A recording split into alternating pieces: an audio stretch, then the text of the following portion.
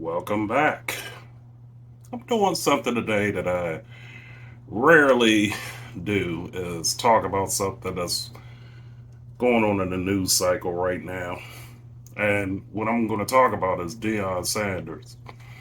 I think a lot of the people that's hypercritical out there of him is just looking at him for what he says and not the results of what he does. I think as a player, yeah, you can say what you want about it. I couldn't stand him in that Atlanta Falcons uniform when he kept on saying too legit to quit, and every answer was too legit to quit. It was like, well, Dion, why is the Atlanta Falcons winning? Well, we're too legit to quit, baby, and then he get that smile or whatever. And it annoyed me or whatever, back in the 90s or whatever. And it was just like with the Cowboys, there was a love hate relationship going on there with the Cowboys and 49ers. And, I think he had that one year in Washington and, of course, in Baltimore. But the thing about Dion, it was always entertaining watching him. And, of course, his baseball career, because I follow baseball as well. And you always enjoyed being entertained, whether you're pissed off at the TV, whether you're celebrating at the TV, or whatever. As long as your eye is on the product and it's a healthy, you know, love and a healthy, I don't want to say hate, but like it just spawns this emotion out of you like, I can't believe he just beat my team again. Or, yeah, that's what Dion does for us and all of this other stuff. It makes you believe in something and it gives you the antithesis of it and you're just going against, whatever's there. But the whole point of the matter is you're being entertained, you're being distracted from real life.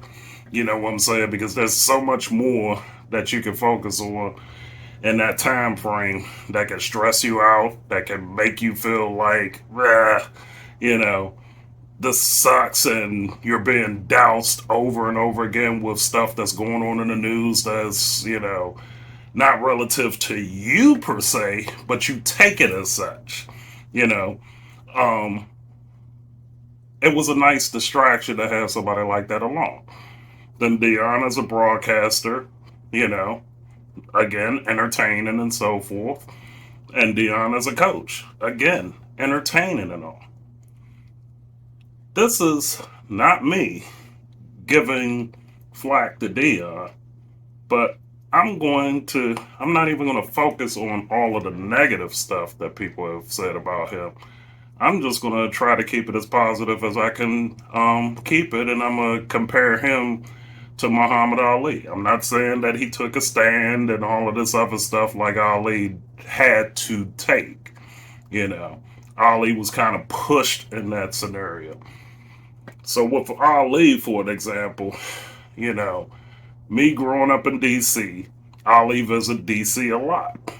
And my dad knew him, and more importantly, Ali knew my dad. Everybody who was around in the 70s and 80s knows about Butch, my father. Okay? Everybody in that area that knew my dad called him Butch. Ali, my grandmother, and my mother are the only three people that I've ever heard him be called Carl. You know what I'm saying? I mean, it was like, it got on my nerves so much that people, um, and I'm turning it on me for a little bit because everybody who knew me back then used to call me by my first and middle name. And, some of y'all may laugh or whatever, but I wasn't known as Carl. I was known as Carl LaRue. And it irritated me because it was like, okay, if everybody keeps calling my dad Butch, then they can just call me Carl. You know what I'm saying? Because Butch was already taken, so he's like That's him. And they never call me. I mean, sometimes when they joke, they'll call me Little Butch or whatever, and stuff like that. So all of that is dancing around the fact that Muhammad Ali. Let me get to his impact. He did a lot of fights and so forth, and he gave a lot to a lot of people. He had a lot of hangers on. He had a lot of people that he felt like that he had to give back to the community and so forth. Okay, he probably fought too long because of it.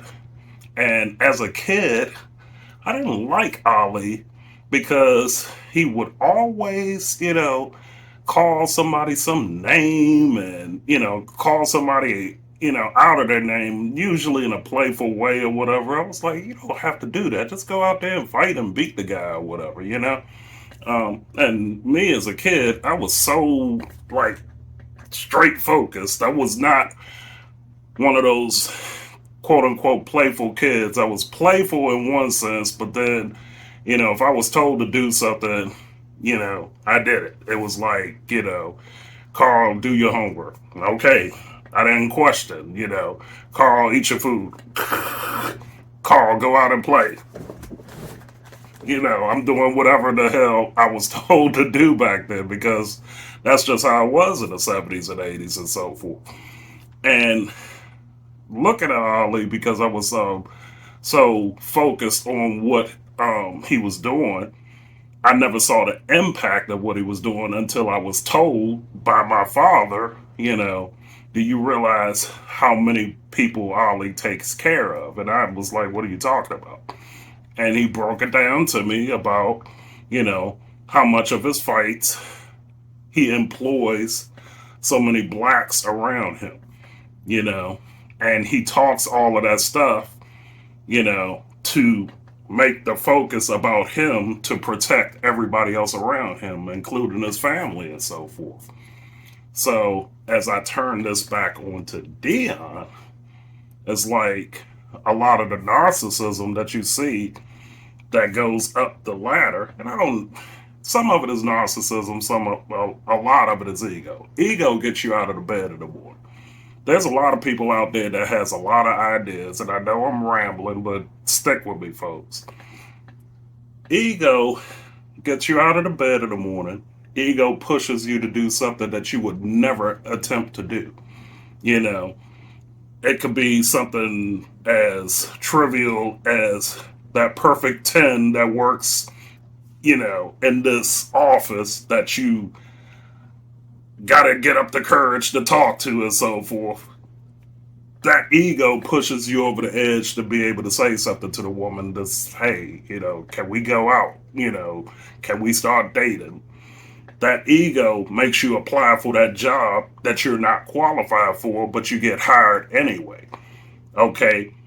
That ego pushes you to do stuff that, let me go ahead and redo this house. Let me go ahead and rebuild this house and make it into something modern or something traditional, whatever. It's not necessarily necessity that pushes you there. It's ego that pushes you there. And when you channel that ego in the right direction, it'll work for you.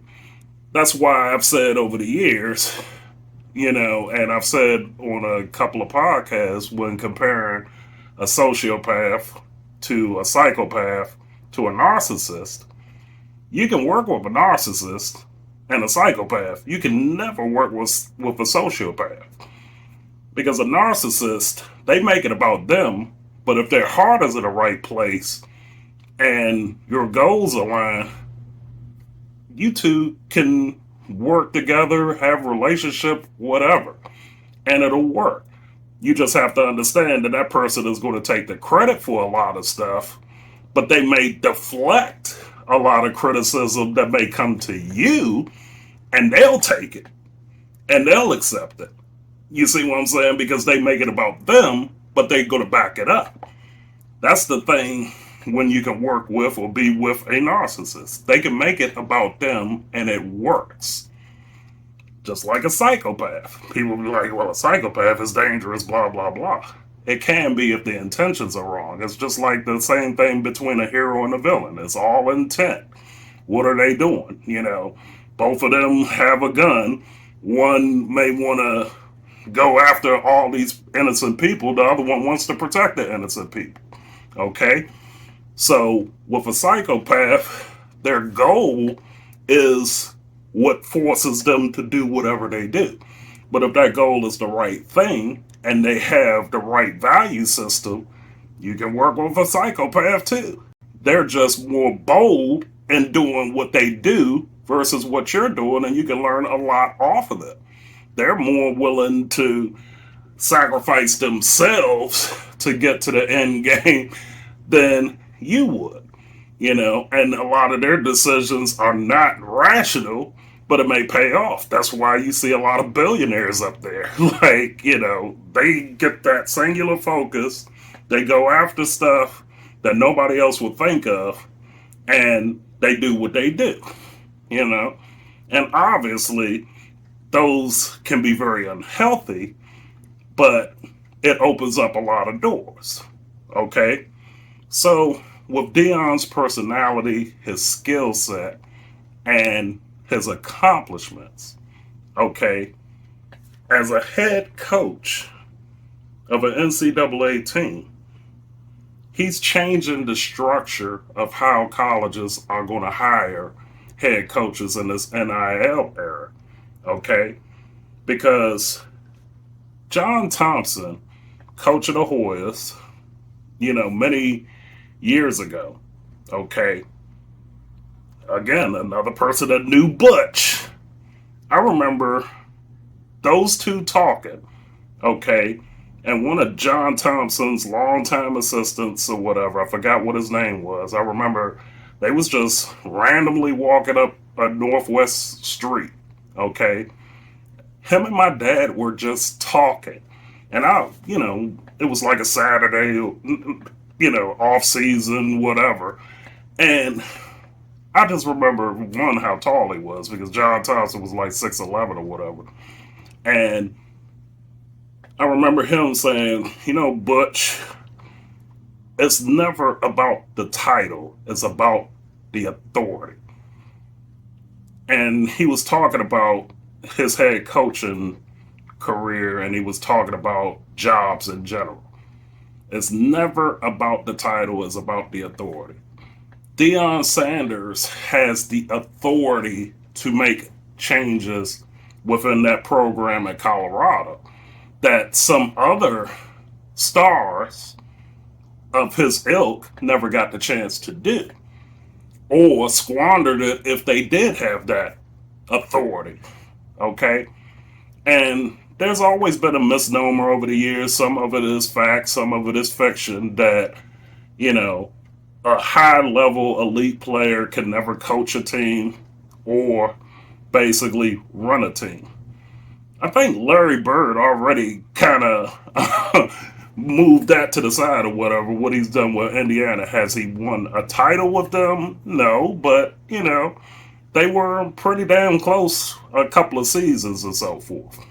You may not ultimately win every championship. John Elway, won Super Bowls with Denver as an executive, okay? So it can be done by a player, okay? With Deion at the level that he's at in NCAA football, he's changing the lens of how head coaches are going to be hired and what type of authority you're going to give to them to change a program. And all of these wins that he have, and wait till he has a loss. I mean, yes, he only had 2 wins at Colorado, which is exactly one more win than they had the season before. But they also beat, a top 25 team in the process. Just by his bravado, his ego, and the way he's pushing everybody, not pushing them around. I'm just getting that focus on him and that program. You see how crowded the stadiums are. You see all the attention he's getting, and he's deflecting a lot of that negative press away from the kids so the kids can actually grow in these programs. So then the argument is going to be, well, yeah, if you're getting the top 100 kids in the country coming to your school, it's going to be an easier time for you to win. And then you get former head coaches coaching on the assistant level under Deion. The way the way a person that has an ego or who's a narcissist or even a psychopath becomes successful is to hire against your strength. In other words, hire your weakness. If you're not an X's and O's guy, you hire X's and O's guy. If you're not a detailed organizational type person, you hire that. Obviously he's a communicator and a marketer, and obviously he could tell people how to work out, how to mentally get ready for a game and what they should do. But then you hire people that may develop in other areas that you're weak. And your ego has to be as such where okay, I can't do this, but I can get you into an area where somebody can do this with you, and I will support you within that. And I think he's a learning being as he goes along with this. The more success that he has, the more it's going to change the narrative on how head coaches are being hired at the NCAA level. Because he has that authority, he has that ego, he has that narcissism, is putting all of the eyes on Colorado, a school that nobody talked about for like 20 years. Everybody's talking about him. Hell, they still talk about Jackson State that he left from. You see what I'm saying? Just to get those eyeballs there on these programs is the reason why you hire somebody like a Deion Sanders who knows his role and knows how to push and motivate those kids and motivate those coaches to come over to him, and has enough common sense to know where his weaknesses are to allow the program to go and get big. We will see how he handles losses. But I'll tell you one thing, if he handles losses like he handles the wins, those kids don't have anything to worry about because all the pressure will be on him and not on them. All of the coaches don't have nothing to worry about because all of the pressure and the negative press will be on Deion, not on them. And that's a good thing for them because they can focus on their job, they can focus on school, they can focus on developing their talent, and they can learn and grow as men in that program, and some of the women that's around the program. They can grow as strong women out in the workforce and families, as in life. And the benefit to the whole school. All those other programs like their basketball, it could be golf, it could be any other sport that they have there, will all develop because of one person willing to take all those hits that nobody else wants to take and deal with the press on a daily basis and so forth. I don't know Deion, but just watching him from afar just tells me what type of person he is. And all that criticism that he's getting, he wants that attention. That's good for him and good for that school, and it's better for those kids and better for the people that work under him that he takes all of that pressure off of them. Because sometimes you need that in life. You need to have that bulldozer in front of you for you to be successful. Hell, jump on his coattails, ride behind him, ride beside him, but let him take all of that heat off of them. And that's what he's doing. He's selling that, and they're buying it. And it's making everybody else around them better people. Ali did that for communities and so forth. Deion is doing it for the kids and doing it for his community and so forth. So before you start criticizing every little thing that he does, look at the impact of what he's doing before you start opening your mouth and saying, hey, Deion is bad for the game. Deion is bad for this. He's not a Christian. He's not this. He's not that. You know, sometimes you need a King Solomon out there just as much as you need, a Jesus or a Paul or whomever.